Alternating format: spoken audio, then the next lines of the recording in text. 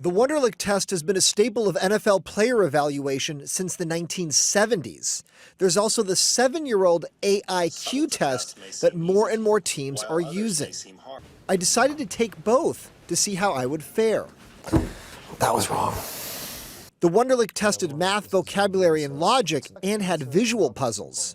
Only pieces of the same color may overlap. U.S. adults averaged 21.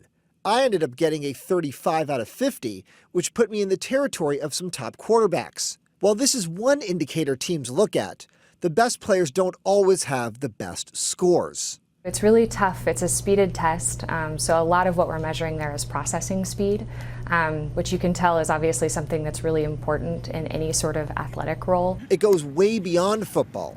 The Wonderlic test is also frequently used by Fortune 500 companies to help assess possible new hires. Wonderlic's corporate business far exceeds what it does for sports. The shapes will flash on the screen at different times and in random order, so stay alert. The AIQ test is designed specifically for athletes. There are no math and vocabulary questions. It's about pattern recognition, reaction time, and memory.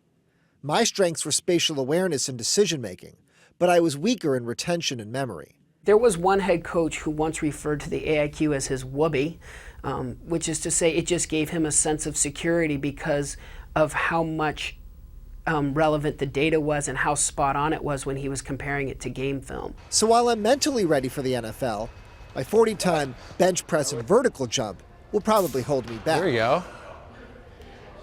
And Eric joins me now realizing he might not make it in the NFL today. No, I already realized that. Also, since you're the smarty pants in the family, I wanted to see, well, wait a minute, I'm the one who played a college sport. Maybe I would crush this test. So we asked Wonderlic and AIQ. I took it too, and here's a look at what happened. Yes! You beat me. 38, baby! It's so frustrating for me. And I thought, in the AIQ test, this was hilarious too. Our scores were identical. We got identical 103 scores relative to 100 average, but there were all these different components to it. So I don't know how you beat me in the Wonderlic. I really thought I was going to beat you by a lot. Yeah, Mr. Valedictorian, perfect SATs, MIT guy. But this is what's interesting to me.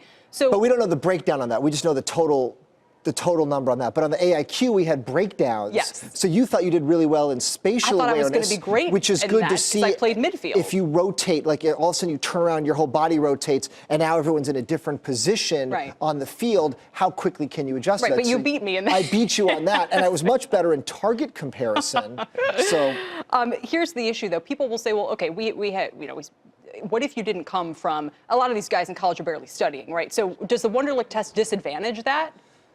I don't know. I mean, it's about processing speed. It's about how quickly you can make decisions. But it's been around for almost 100 years. It's meant for corporates. They added it to the NFL a long time ago. But that's why the AIQ is there. It's for athletes only. There's no math. There's no vocabulary. Yeah. The co-founder said you could be a 4th grade education. You could not speak English. You could be a Latin American baseball player. But if your memory, your reaction time, your decision making, and your processing are good, you'll get a higher score on that. It was much more difficult than I expected. I'm watching these guys with a whole new sense of respect out there. Eric, thank you so much.